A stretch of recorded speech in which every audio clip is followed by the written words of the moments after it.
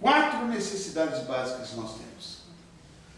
É aqui que a nossa comunicação começa a ser diferente, nova, e que vocês não vão encontrar escrito nos livros. Tá?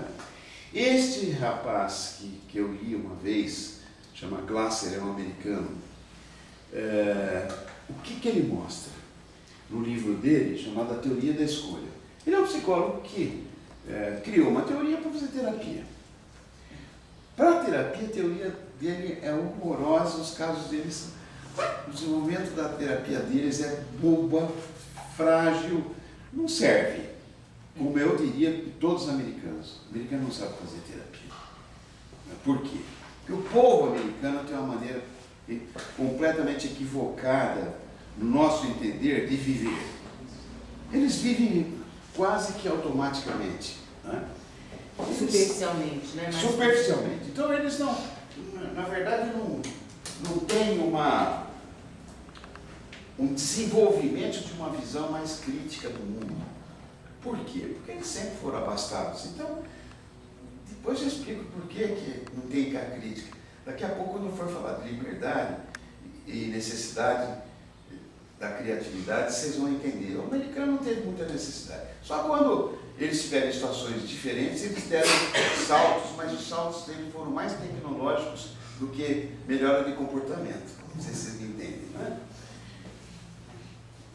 O Glasser, William Glasser, mostrou para mim esses pilares que a gente chama que nós temos, que o nosso comportamento é programado. Todos nós somos programados para ter um tanto de poder. Todos nós somos programados no gene. Isso aqui é feito lá dentro. Ou seja, tem uma mensagem, um código já traçado para você amar. Como que esse código é? Bom, ele faz com que eu identifique uma fêmea. Por exemplo, tem uma série de neurônios que é pela primeira vez que eu olho a fêmeazinha, vai fazendo e firmando, e desenvolvendo.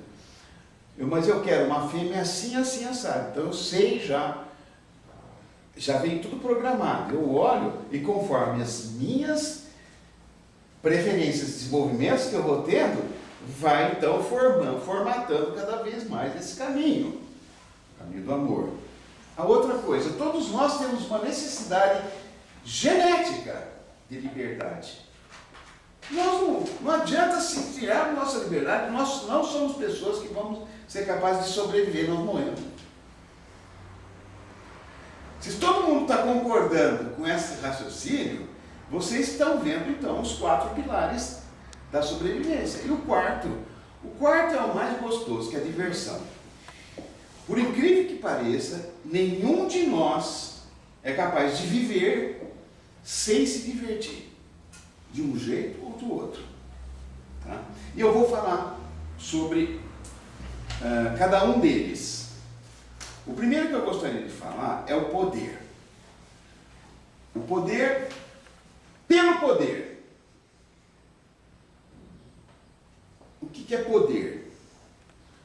Vamos ver uma análise fenomenológica do poder. É o direito de deliberar. Direito quer dizer, eu me dou o direito, eu acho que eu tenho esse direito.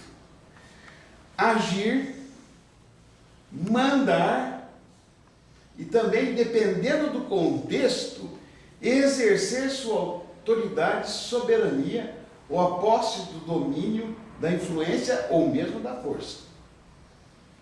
Os meus funcionários que eu digo. Este é assim como eles vivem. Mas, sob domínio, influência da força. Não vai por bem, vai por mal. Entendeu? Isto é o poder. Eu tenho que fazer o outro se submeter a mim. Sempre. Naquele contexto, sempre. Isto é poder. Se você assimilar o que é poder, é muito interessante. Vocês vão aprender muito sobre o ser humano. Mas para você ter o poder, né, você precisa ter características para poder... Não, isso é depois. Você quer Tá bom, vir desculpa. aqui? Não, tô perguntando. Ah, desculpa, não pode. Não pode. Desculpa. É o poder. Você entendeu o que é o poder agora? Você sentiu uma opressão? Ela lembrou. Ela lembrou. Bastou olhar para ela entender a opressão, entendeu? Eu já pedi desculpas. Poder gera culpas, inclusive. Nossa. Pediu desculpas, imediatamente. A gente usa o poder para quê? Para controlar as coisas. Com ele nós temos o controle da dor. Bom, já avisou que eu estou doente, então agora eu vou controlar. Certo? Então eu vou lá tomar analgésico, vou procurar saber o que eu tenho e tal. Do prazer. Gente, essa é uma coisa muito interessante que o poder nos dá. Uma criança, quando fala assim, olha, você vai ganhar esse pirulito, mas você vai ter que esperar. Ela não consegue esperar. Ela não quer retardar o prazer, ela já vê. E ela não tem essa questão de transferir para depois. Ela quer na hora, a criança quer as coisas na hora. Nós não. A gente vê algo que a gente quer e a gente compra depois, adquire depois, deixa para depois. Entendeu? A gente retarda. Então, a gente controla nossos desejos. Então, o poder serve para que eu possa controlar também. Uma pessoa de pouco poder, vamos analisar daqui a pouco quem tem poder e quem não tem, pessoa de pouco poder se controla com muita dificuldade, né? Porque nem sobre ela tem muito poder.